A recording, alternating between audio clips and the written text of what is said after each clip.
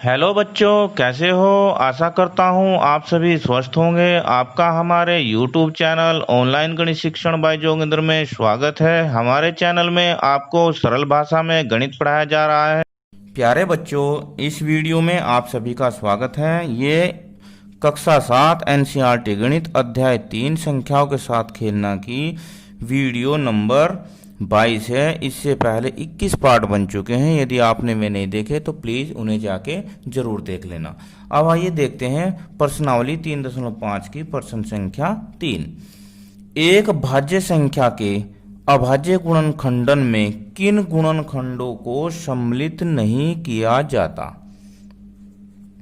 प्रश्न समझिए। पहले उन्होंने कहा है कि किसी संख्या के हम अभाज्य गुणनखंड करते हैं, तो अभाज्य गुणनखंड में उसके जो गुणनखंड होंगे वे किन किन को हम शामिल नहीं करते। इसे हम आइए एक उदाहरण द्वारा समझते हैं। अब हमने इससे पिछली वीडियो में आपको 24 के गुणनखंड करके दिखाई थे। 24 के गुणनखंड किए थे, तो उसके गुणनखंड आए थे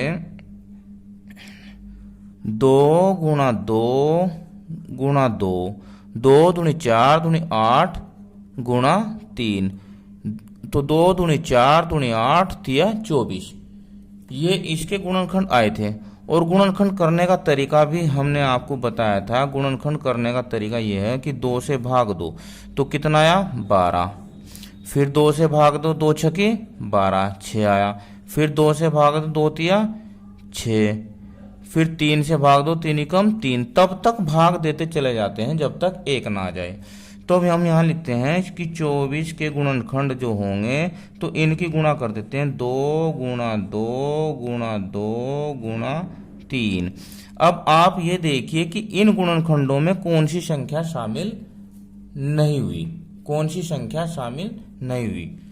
तो इनमें आप देख रहे होंगे कि एक तो संख्या 24 नहीं लिखी मैंने, क्या नहीं लिखी, संख्या 24 नहीं लिखी, और एक संख्या 1 नहीं लिखी। तो अब हम लिखेंगे उत्तर में एक भाज्य संख्या के अभाज्य गुणनखंडन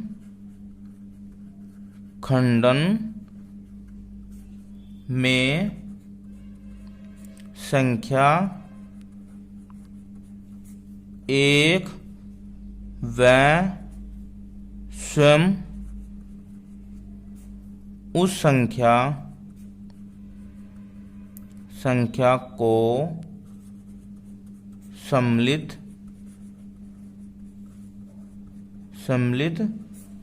नहीं किया जाता।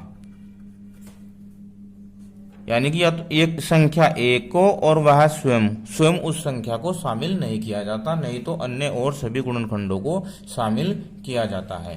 अब आइए प्रश्न नंबर 4 को देखिए। प्रश्न नंबर 4 अंकों की सबसे बड़ी संख्या लिखिए और उसे अभाज्य गुणनखंडन के रूप में व्यक्त कीजिए या लिखिए। तो इसमें हमें क्या करना है, इसमें हमें 4 अंकों की सबसे बड़ी संख्या लिखनी है और उसके गुणनखंड करने हैं। तो चलो लिख लेते हैं 4 अंकों की सबसे बड़ी संख्या। अब 4 अंकों की सबसे बड़ी संख्या लिखने के लिए हमें 4 9 9 के लिखने हैं। कितने 9 9 के 4 लिखने हैं। अब कितने भी अंकों की सबसे बड़ी संख्या लिखनी हो तो इतने ही अंक 9 9 के लिख देना। ठीक है, तो 4 के लिख दिए तो 4 ही। अब इसके हम अभाज्य गुणनखंड करते हैं। उसने कहा है अभाज्य गुणनखंड के रूप में लिखिए।